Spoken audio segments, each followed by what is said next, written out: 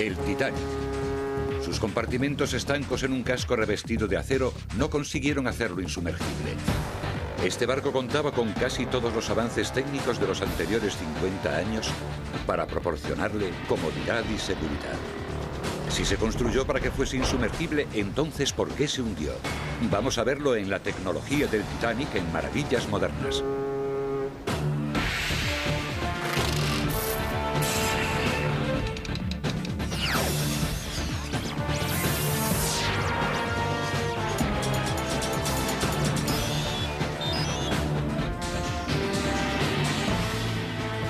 La tecnología del Titanic.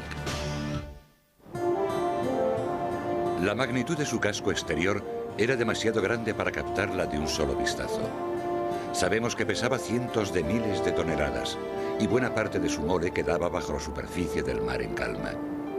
Seguramente brillaría incluso en una noche de abril sin luna en su viaje inaugural. Algo más maravilloso todavía estaba hecho completamente de agua. El iceberg que hundió el Titanic. Tal vez la historia del Titanic empieza aquí, en el frío Atlántico Norte, donde se forman los icebergs, desgajados de los glaciares que llegan hasta las aguas de la costa de Groenlandia. Fue aquí donde se libró la batalla entre la técnica y la naturaleza aquella noche de mediados de abril de 1912, y fue aquí donde la técnica perdió. ¿Qué le parece que el mayor barco del mundo zarpe en su viaje inaugural con las personas más ricas e influyentes de dos continentes, que se diga que es insumergible y acabe naufragando en medio del Atlántico antes de completar su viaje inaugural? Todos los años se forman entre 10 y 15.000 icebergs en la costa de Groenlandia, algunos de casi 3 millones de toneladas y que contienen hielo de hasta 110.000 años de antigüedad. Y continúan siendo un peligro para la navegación. Se van deteriorando. Cuando llegan a los grandes bancos y luego al sur, a las rutas de navegación, suelen tener formas extrañas, formas irregulares. Resultan bonitos, pero también son muy peligrosos. La Patrulla Internacional del Hielo controla los icebergs mediante imágenes por satélite, radar y aviones C-130 de reconocimiento. Nuestra misión es localizar los icebergs. Después trazamos una línea imaginaria en el océano para seguridad de los barcos que transiten esa zona. Si permanecen al sur de esa línea y al este de ella, no se van a encontrar con un iceberg como le pasó al Titanic. Tratamos de predecir su deriva y su deterioro, porque un navegante no quiere saber dónde está cuando lo encontramos, sino dónde va a estar cuando llegue allí, para no vérselas con la ley de la física, que rige cuando dos tratan de ocupar el mismo espacio físico. La Patrulla del Hielo se creó tras la catástrofe del Titanic y se le encargó el control de los icebergs en las rutas marinas del Atlántico Norte. La patrulla es efectiva en un 100%, ya que desde que empezó a funcionar allá por 1913, incluso antes de su ratificación oficial, nadie que se haya atenido a nuestros límites ha chocado contra un iceberg. Los barcos siguen chocando contra icebergs, pero al ocurrir dentro de la zona de la patrulla, por supuesto, nunca ha habido una catástrofe que se acerque siquiera al número de muertos del Titanic. Una vez al año, el 15 de abril, aniversario del hundimiento, la patrulla lanza una corona cerca del lugar donde se hundió el Titanic en recuerdo de las aproximadamente 1.500 vidas perdidas. Había un contraste enorme entre la simplicidad del iceberg y el Titanic de la compañía White Star, por entonces el barco más grande que existía, con 265 metros de eslora, 277 de manga y 53.000 toneladas.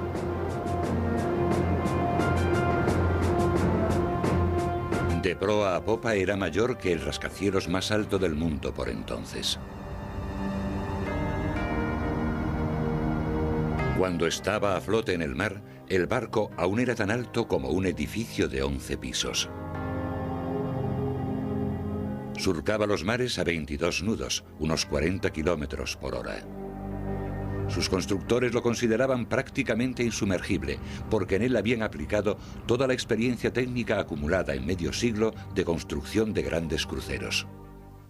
La mayor parte de los avances técnicos existentes en 1912 también existían 50 años antes, pero estaban en pañales, en una fase de evolución. Eran solo experimentales. El Titanic fue la culminación del desenvolvimiento de todos ellos. Los aglutinó, se aplicaron todos en un mismo lugar. El Titanic en realidad fue el segundo de una serie de 3 megacruceros que se proyectaron para establecer un servicio regular de grandes buques entre Europa y América. Los barcos de clase Olympic eran lo más moderno que había, no los más avanzados, sino los más modernos.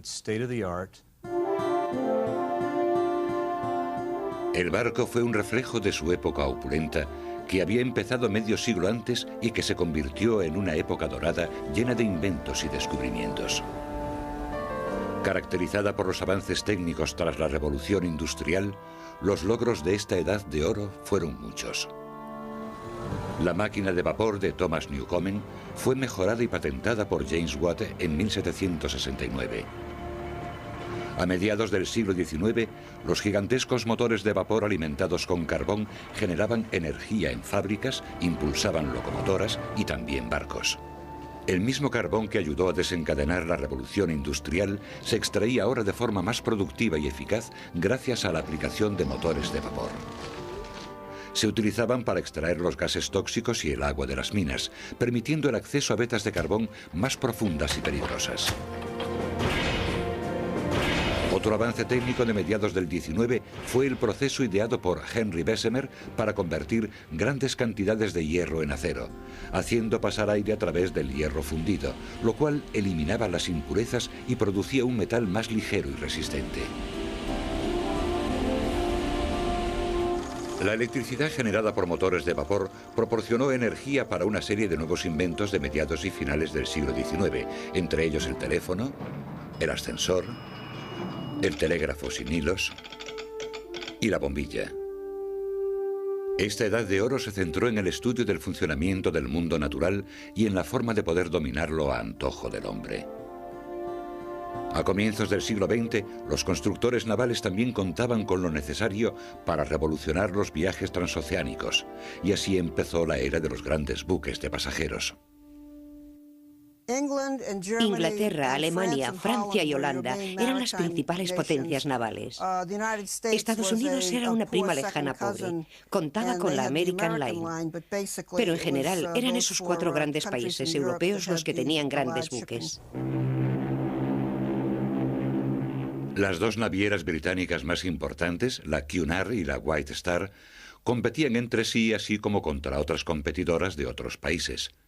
Sus clientes eran sobre todo inmigrantes europeos que buscaban una nueva vida en el Nuevo Mundo. Una cosa que la gente no comprende es que estos barcos se construían para el transporte de emigrantes, que era un negocio floreciente en aquella época, y solo había una forma de cruzar el océano. Por tanto, esos barcos se construían para llevar a los emigrantes, y también era la única forma de que los viajeros de primera y segunda clase pudiesen cruzar el océano, así que se hacían las dependencias necesarias para cada cual. La compañía Cunard, más rápida y elegante, asestó un golpe a la compañía White Star en 1907 al botar los 2 barcos más grandes y rápidos del mundo, el Lusitania y el Mauritania. Cada uno era de unas 30.000 toneladas y alcanzaban velocidades de 26 nudos, reduciendo la travesía transatlántica a tan solo 5 días. La naviera White Star y su astillero Harland & Wolff de Belfast, Irlanda, tenían que responder. ¿Pero cómo? La conservadora naviera White Star no tenía intención de competir con la Cunard en velocidad, porque el coste del combustible para alcanzar determinadas velocidades incrementa mucho con cada nudo adicional. La velocidad es muy cara, porque pasados los 21 nudos, se necesita la misma cantidad de energía por cada nudo que se vaya incrementando. Así que el consumo de carbón hace que la velocidad resulte muy cara. En vez de ello, la White Star y Harland & Wolff respondieron tratando de crear los barcos más grandes y más lujosos que hubiesen existido: el Olympic, el Titanic y el Britannic. Si tenían éxito, los barcos de clase Olympic responderían a la velocidad de la Cunard, oponiéndoles su tamaño formidable.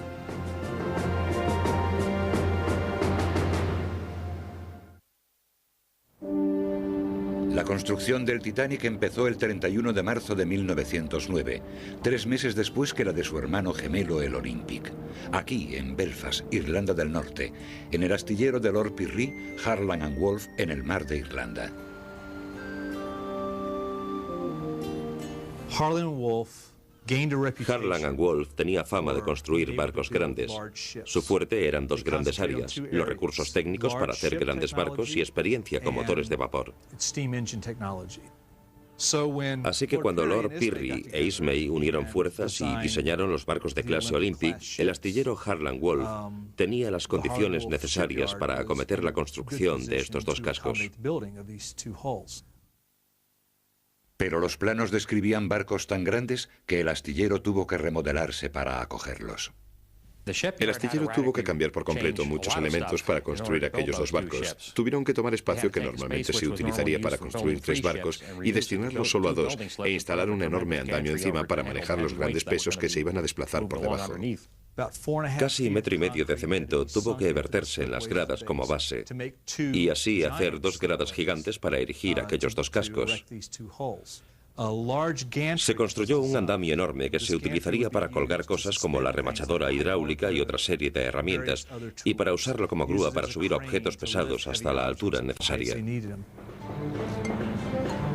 El andamio grúa de 66 metros de altura y 6.000 toneladas era el mayor de su clase que había en el mundo por entonces. Thomas Andrews, de Harland and Wolff, fue responsable de llevar a cabo el diseño de los barcos, vigilado de cerca por el director general Lord Pirrie, que planificó los pormenores.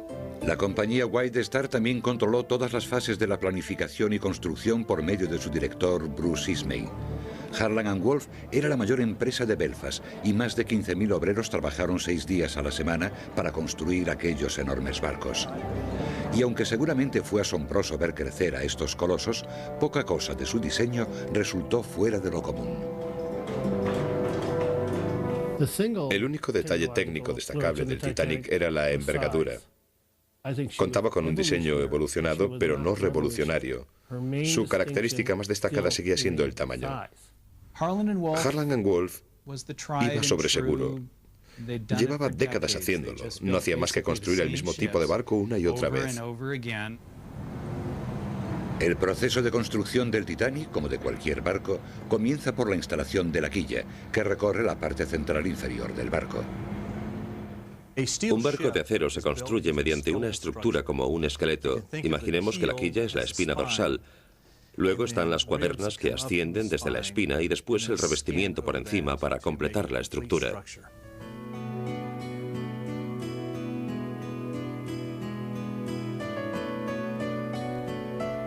Tanto el Olympic como el Titanic contaban con doble fondo o espacio estanco entre la quilla y la cubierta inferior del barco. El principal fin de este rasgo común era la seguridad y, en segundo lugar, almacenar agua para lastre.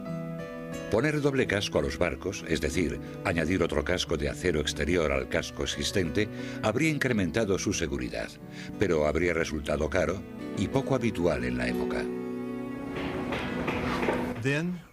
Luego las cuadernas iban en sentido ascendente.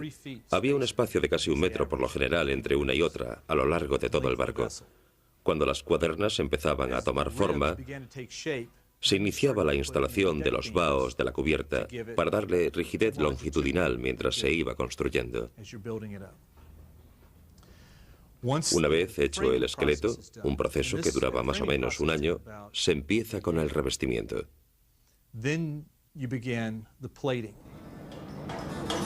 El casco, de casi 26.000 toneladas, tendría una cobertura de planchas de acero superpuestas, cada una de 2,54 centímetros de grosor y un tamaño de 9 por 1,8 metros. El acero se forjó mediante proceso de crisol abierto, una mejora respecto al proceso Bessemer. El método requería grandes hornos que alcanzaban temperaturas de casi 1.600 grados centígrados.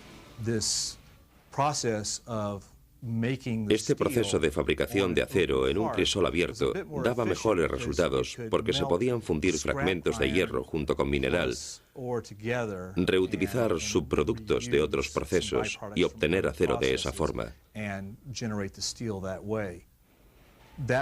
Era la técnica más moderna por entonces y era la forma más eficaz de obtener acero templado. El acero usado en el Olympic, el Titanic y otros muchos barcos de aquella época era propenso a la microfragmentación, un defecto que producía minúsculas fisuras, sobre todo en torno a los orificios de los remaches. Harland & Wolff lo sabía, pero consideró que era un defecto sin importancia. Las planchas de acero estarían sujetas en todo el casco por 3 millones de remaches, cada uno de 7,5 centímetros de largo.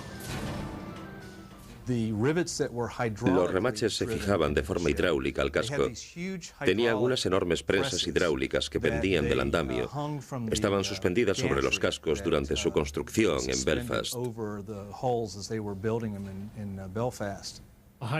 Se utilizaron remachadoras hidráulicas en gran parte del barco, pero donde la máquina no podía llegar, se hizo a mano. Aunque moderno por entonces, el método no era infalible. Las imperfecciones del metal, denominadas escoria, a veces se mezclaban con el hierro forjado de los remaches que se hacían a mano. La escoria en los remaches de hierro forjado se debe al hecho de que ni el proceso Bessemer ni el de crisol abierto para fabricar acero eran perfectos para extraer todas las impurezas. Algunas acaban mezclándose con el metal del remache, y esa escoria debilitará el remache. Aunque esos remaches no tenían la calidad exigida hoy, eran de la mejor calidad disponible por entonces y se consideraban totalmente aceptables. Dentro del casco había 15 mamparos que separaban 16 compartimentos estancos, alineados en el fondo del barco. Prácticamente todos los barcos, como el Titanic, habrían tenido similares mamparos de aislamiento. Incluso si se dañaban los 4 compartimentos de proa o 2 de los laterales, el barco no se hundiría. Y era raro que en una colisión resultase dañado más de un compartimento. No obstante, los mamparos no llegaban hasta la cubierta superior porque los diseñadores no lo consideraron necesario. Basándose en el número de compartimentos dañados con que podía sobrevivir el barco, el agua que inundaba los compartimentos no debería llegar a desbordar los mamparos. Si el agua llegaba a desbordarlos, querría decir que había más compartimentos dañados de los que permitirían aguantar a flote, y el barco experimentaría una pérdida fatal de flotabilidad, con lo que se hundiría tanto si el agua superaba los mamparos como si no. En Harland & Wolff fueron muy sensatos y prácticos en cuanto a la aplicación de lo que la experiencia les había enseñado y lo que iban a usar en sus barcos. Se preocuparon de la seguridad, la comodidad. Irónicamente, la seguridad se basó en los compartimentos estancos, etc. El 31 de mayo de 1911, el casco del Titanic fue botado desde el andamio de construcción, casi 7 meses después de que se botara el casco del Olympic en 1910. Unas 100.000 personas contemplaron desde el astillero cómo se deslizaba el barco desde la grada hasta el río Lagan con ayuda de más de 22 toneladas de lubricante compuesto por sebo, jabón y aceite de tren. Un obrero resultó muerto antes de la botadura, la segunda muerte ocurrida en la construcción. Por desgracia, el obrero estaba quitando postes de sustentación de debajo y uno le cayó encima y murió posteriormente en un hospital de Belfast. Las vidas perdidas había que considerarlas como gajes del oficio, y el promedio de bajas esperado era de un muerto por cada 100.000 toneladas construidas. Además del coste humano estaba el financiero. El Titanic acabaría costando a Harland & Wolff $7,5 millones, equivalentes a más de 120 millones actuales. Pero en este momento el barco no era más que un casco vacío.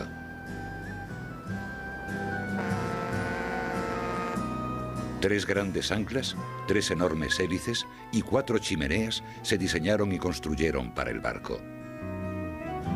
Las anclas se forjaron y elaboraron en acero bruto. Las anclas laterales pesaban 7 y 3 toneladas y cuarto respectivamente y la central 15 toneladas. Hay una famosa foto del tiro de caballos transportándola hasta el astillero.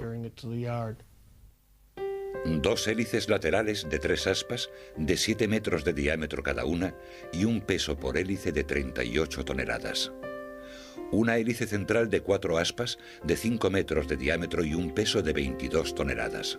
Las hélices se hicieron en el propio astillero de Harland & Wolff, que contaba con una fundición donde hacían determinadas piezas. Allí se forjaron las hélices laterales y las aspas de bronce, al igual que la hélice central de 4 aspas, que también era de bronce manganeso. 4 chimeneas ovaladas se alineaban en el centro del barco. 3 de las 4 chimeneas eran necesarias para ventilación de los gases y humos de combustión de la sala de calderas. La cuarta no se usaba para dar salida a estos gases. Se añadió por estética en parte, pero también se usaba como ventilación para las salas de turbinas, y además contaba con una tubería que ascendía desde las cocinas y ventilaba el humo del carbón de los fogones y hornos. Más de 2000 ojos de buey y ventanas tachonaban el barco. Se añadieron 2 mástiles de 62 metros de altura, uno con una grúa para levantar automóviles y una escalera interior para subir hasta la cofa, donde se vigilaba, entre otras cosas, la aparición de icebergs. Llevaría casi un año completar el equipamiento del Titanic. El equipamiento es, en suma, lo que completa el barco. Coges un cascarón vacío y lo transformas en un palacio flotante. Harland & Wolff empezó a instalar ahora no solo el mobiliario, la tapicería y carpintería, sino los medios técnicos que harían del Titanic una exposición de los logros edwardianos. Aunque el Titanic era el barco más grande del mundo, los 3 barcos de la clase Olympic se diseñaron para que midiesen 265 metros de eslora. El Olympic y el Titanic se construyeron partiendo exactamente de los mismos diseños. Tenían la misma eslora, el mismo peso y la misma altura. En un principio se diseñaron para que fuesen completamente idénticos. Pero las modificaciones hechas en el Titanic incrementaron su peso hasta las 53.000 toneladas, haciendo que fuese el más grande. Y resultaba igual de impresionante por dentro que por fuera. La principal fuente de energía del Titanic procedía del vapor. El vapor generado impulsaba el barco, suministraba energía a todos los dispositivos eléctricos de a bordo, hacía funcionar la refrigeración, lo hacía funcionar todo. Había 6 salas de calderas que ocupaban un espacio de unos 96 metros a lo largo del barco. En el casco se instalaron 29 calderas de 5 metros de altura. Al lado de las calderas estaban los motores del barco, 2 motores alternos y una turbina de vapor. Los 2 motores impulsaban las hélices laterales o hélices exteriores. Cada uno de estos motores alternos tenía un cilindro de alta presión, un cilindro de presión intermedia y otro de baja presión, y cada uno de ellos impulsaba un pistón del cigüeñal. El vapor entraba aproximadamente a 14,76 kilos por centímetro cuadrado al cilindro de alta presión. Era expulsado por los cilindros de alta presión al de presión intermedia a 5,48 kilos por centímetro cuadrado. Y después del intermedio pasaban al de baja presión a 1,68 kilos por centímetro cuadrado. Después de que el vapor salía del cilindro de baja presión, todavía era aprovechado en el vacío de las tuberías cerradas. En el caso del Titanic, tomaban ese vapor residual que salía del motor a 0,63 kilos por centímetro cuadrado y lo desviaban hacia una turbina de baja presión que utilizaba el vapor para impulsar miles de palas fijadas a los rotores.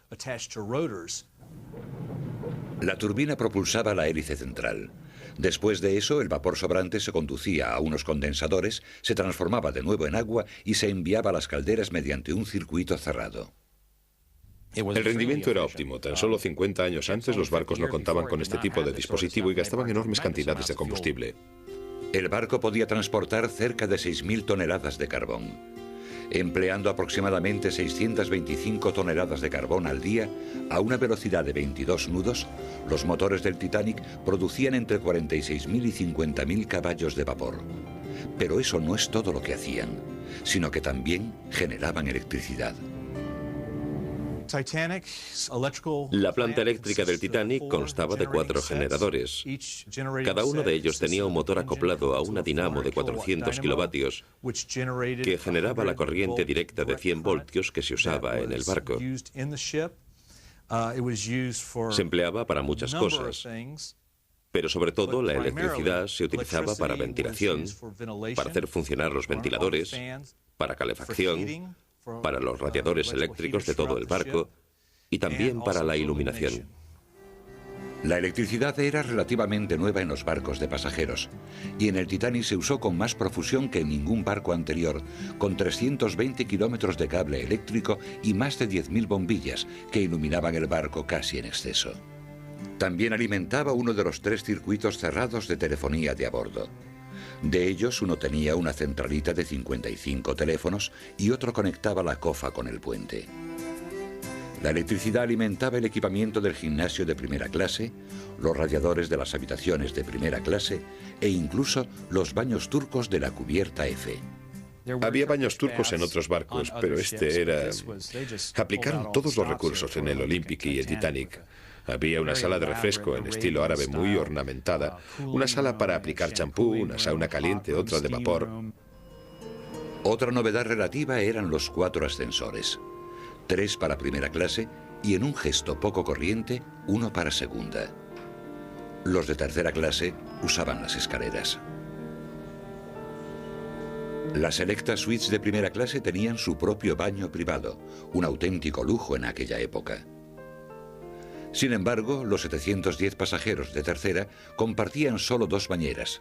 Pero en un viaje tan corto, muchos de los pasajeros se quedarían sin su baño semanal si esperaban hasta el final del viaje. 3 circuitos de agua suministraban agua potable, agua destilada para la colada y los cacharros y agua de mar para los baños y retretes. Unos pequeños tanques también proveían agua a los lavabos de algunas habitaciones. Los pasajeros de primera también podían disfrutar de una piscina de 9 metros de largo por 4 de ancho. Un lujo solo visto en otro barco antes que en el Olympic y el Titanic, pero a una escala mucho menor. El 20 de septiembre de 1911, el plan de construcción del Titanic queda interrumpido. Cuando al Titanic todavía lo estaban equipando, el Olympic choca contra otro barco. La construcción del Titanic se deja a un lado, ya que los obreros deben ocuparse en reparar el boquete del casco del Olympic. Algunos sostuvieron que el enorme tamaño de los barcos, en comparación con sus timones, disminuye su capacidad de maniobra. Con una altura como 5 plantas y un peso de 101 toneladas, no puede decirse que el timón fuese pequeño, pero ¿tenía el tamaño suficiente para un barco tan grande? Se ha hablado mucho de que el timón era demasiado pequeño. Es otro de los mitos. Basándonos en datos que todavía existen de los juicios del Olympic, los radios de giro y la cantidad de tiempo que llevó cambiar la dirección de ese barco fueron perfectamente aceptables para los baremos actuales. Sin preocuparse de que la colisión del Olympic pudiese ser el resultado de un defecto de diseño, Harland & Wolff efectuó las pruebas de navegación del Titanic probando los dispositivos del barco. El 2 de abril de 1912, sometiendo el barco a todo tipo de giros y maniobras, sus satisfechos propietarios no ven motivo para posponer el viaje inaugural del Titanic, fijado para 8 días después, el 10 de abril de 1912. El Titanic zarpó de Southampton rumbo a Cherburgo el 10 de abril de 1912 con unos 1.300 pasajeros, incluido el diseñador del barco, Thomas Andrews, y el presidente de la naviera White Star, Bruce Ismay. Edward John Smith, veterano capitán de barcos de la White Star, quizás pensó hacer este viaje inaugural como broche final de su carrera. Se incorporó a una tripulación de casi 900 personas que condujeron a los pasajeros hasta sus respectivas cubiertas. El lujo resultaba evidente de inmediato, al menos para los pasajeros de primera y segunda clase. Uno de los salones de primera clase estaba incluso decorado rememorando el Palacio de Versalles. Pero la auténtica joya arquitectónica del barco era una escalinata de madera de 5 plantas. A mi entender, la grandiosa escalera del Titanic era desde luego su detalle arquitectónico más bonito y atractivo. Nunca he visto nada semejante antes o desde entonces en otro barco. Me parece perfecta. La cúpula que la coronaba era perfecta, ni demasiado recargada ni muy poco. Con todo, no era única. Otros barcos tenían escalinatas de varias plantas. Aunque la elegancia del Titanic era innegable, también era anticuada. Los carpinteros de Harland & Wolff construyeron el mismo tipo de mobiliario, instalaron el mismo tipo de tapicería y las mismas ventanas de vidrios de colores que los utilizados en barcos anteriores. Estilísticamente emplearon pocos elementos nuevos. Puede decirse que eran muy trillados. Lo curioso es que nunca he comprendido por qué no probaron. Tuvieron la oportunidad con el Olympic y el Titanic de hacer algo muy diferente, pero aplicaron los mismos elementos, los mismos tapizados, las mismas tallas en algunas de las salas comunes que ya habían sido vistas en otros barcos anteriores. Aunque el Titanic no estaba estilísticamente al día, sí tenía en cuenta la seguridad. Además del doble fondo y los mamparos estancos, esos mamparos tenían puertas herméticas que podían cerrarse y sellarse eléctricamente desde el puente. Aunque los planes originales incluían 64 botes salvavidas, el número final de 20 excedía el límite legal para los barcos de bandera británica de su tamaño. Es asombroso lo que se dice sobre los botes salvavidas, que el Titanic no llevaba los suficientes, etc. Pero debemos recordar que todas las compañías navieras de la época pecaban del mismo defecto. La cantidad de botes salvavidas se basaba en el tonelaje, no en el número de personas que se transportaba. Así que en realidad el Titanic llevaba más botes salvavidas de lo exigido legalmente. Contaba con 14 botes de madera, 2 cúters de emergencia y 4 botes hinchables. Con espacio para 1.200 pasajeros en los botes salvavidas, los navieros consideraron que eso bastaba para un barco con capacidad para más de 3.000. Los botes salvavidas tenían como única misión transportar a los pasajeros desde un barco dañado o averiado, no albergar a todos los pasajeros de a bordo por tiempo indefinido en mar abierto. ¿Y por qué se iba a preocupar Harland and Wolff ahora que la ciencia les había dado el telégrafo sin hilos para la comunicación en alta mar? Podría decirse que esa era la única gran novedad técnica del Titanic. Además, su telégrafo era distinto al de otros barcos. Era el único barco en activo que contaba con un disco de rotación Marconi. El telégrafo del Titanic tenía 16 electrodos alrededor del disco. Este rotaba a gran velocidad y cada vez que los electrodos se alineaban, la chispa saltaba entre ellos. Eso producía más descargas y daba a la chispa del Titanic un tono muy musical. La chispa descargaba a través de los electrodos 120 veces por segundo, produciendo un tono claro de alta densidad. Cuando el operador presionaba la clavija, el circuito se cerraba, permitiendo que la corriente fluyese por el transmisor. Abriendo y cerrando el circuito, creaba los caracteres del lenguaje Morse que componían el mensaje. El propio tono era el que lograba llegar más lejos. No se debía a la potencia de la chispa, sino al tono. El telégrafo inalámbrico Marconi del Titanic tenía un alcance de 400 a 640 kilómetros durante el día e incluso más durante la noche. Probaron el telégrafo en Belfast y los operadores alcanzaron a transmitir hasta El Cairo. Era una gran distancia por entonces. En el improbable supuesto de que el Titanic sufriese un daño, se podría enviar una señal a los barcos cercanos para que ayudasen en el rescate.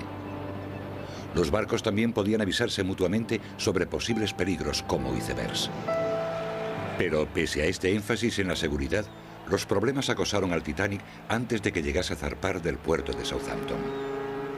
Su enorme casco desplazaba tanta agua que un barco cercano casi chocó con él. Y también un persistente incendio de combustible en una de las carboneras ardió durante días. Se daban combustiones espontáneas en las carboneras. Era muy frecuente, no se producían llamas ni nada de eso, sino que el carbón continuaba ardiendo hasta que se localizaba el foco del incendio y se podían apagar las brasas.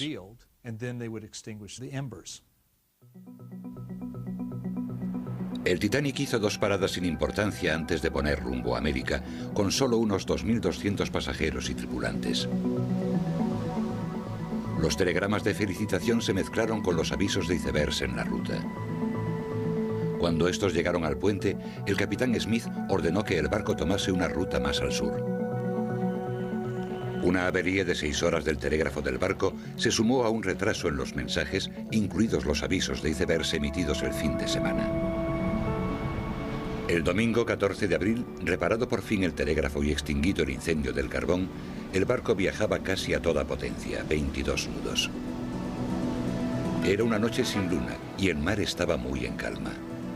Las aguas tranquilas y oscuras pueden ser agradables para los pasajeros, pero malas para localizar icebergs, ya que no se forman olas contra el hielo y la luz de la luna no se refleja en ellos. Pero a las 11:40 de la noche un aviso de alarma sonó desde la cofa. Había un iceberg delante del barco. Aunque el Titanic se echaba encima de él, no había otro crucero en el mundo mejor preparado para soportar este tipo de colisión. El Titanic se dirigía a un iceberg que se hallaba justo en su rumbo. Los cálculos posteriores revelaron que pasaron 37 segundos desde el momento en que la cofa alertó al puente hasta que el Titanic colisionó contra él. Coincido con Frederick Fleet, que estaba en la cofa del Titanic, el cual dijo que cuando avistó el iceberg parecía un pequeño punto en el horizonte. Pero de inmediato cogió el teléfono que había en la cofa, llamó al puente y dijo: "Iceberg a proa, señor". El iceberg estaba aproximadamente a 1,5 kilómetros del barco, que iba más o menos a 21 nudos. El primer oficial, Murdoch, ordenó virar el timón e invertir los motores para apartarse del peligro, pero no hubo tiempo ni espacio para que el Titanic esquivase el iceberg. En lugar de ello, Murdoch selló la suerte del barco.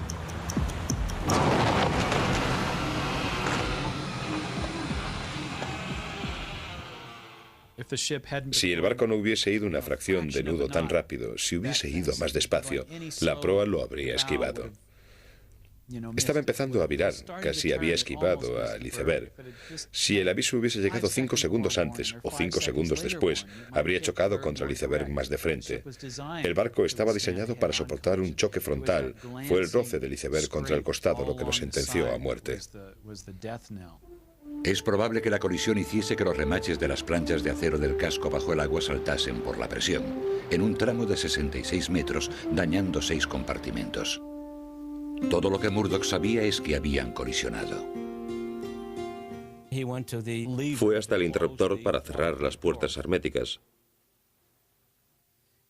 Desde ese momento el capitán Smith subió al puente y...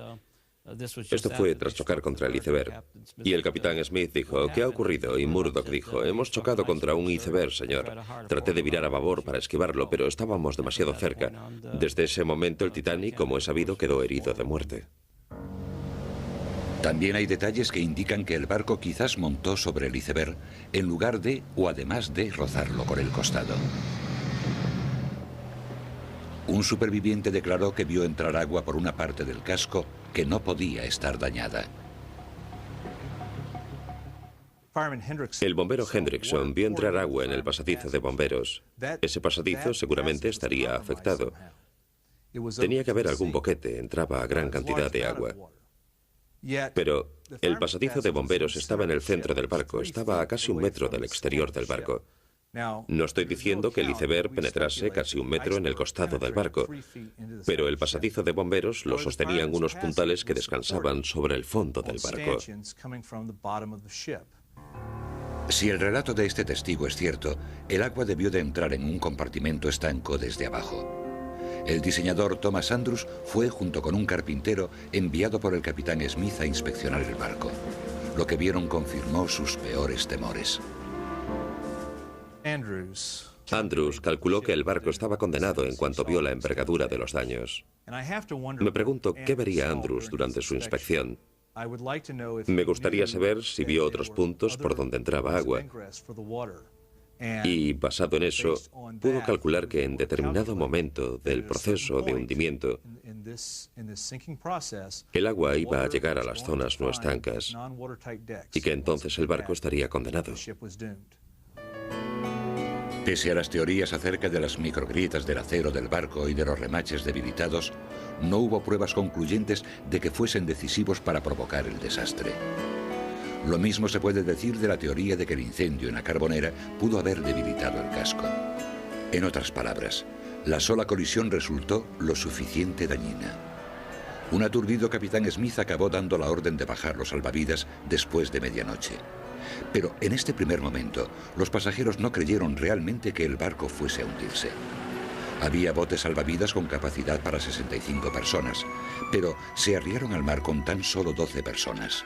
Mientras tanto, los telegrafistas empezaron a enviar señales de socorro.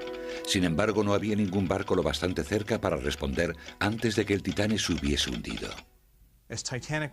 Mientras el Titanic se hundía y enviaba mensajes de socorro, emitía con su tono musical a 60 hercios, distinto a los zumbidos de los demás telégrafos, que emitían una especie de...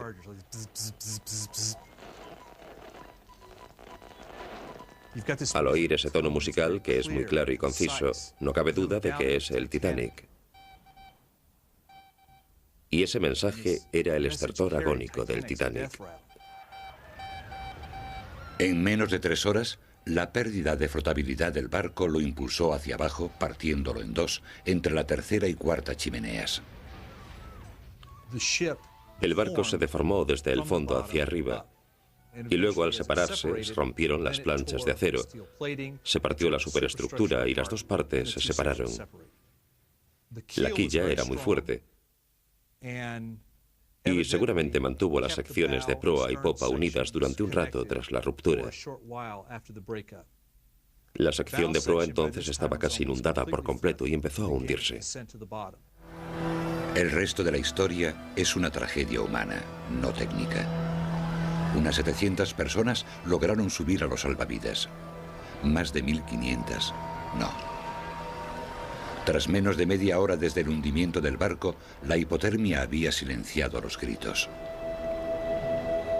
El barco Carpathia de la Cunard fue el primero en responder a la llamada de socorro.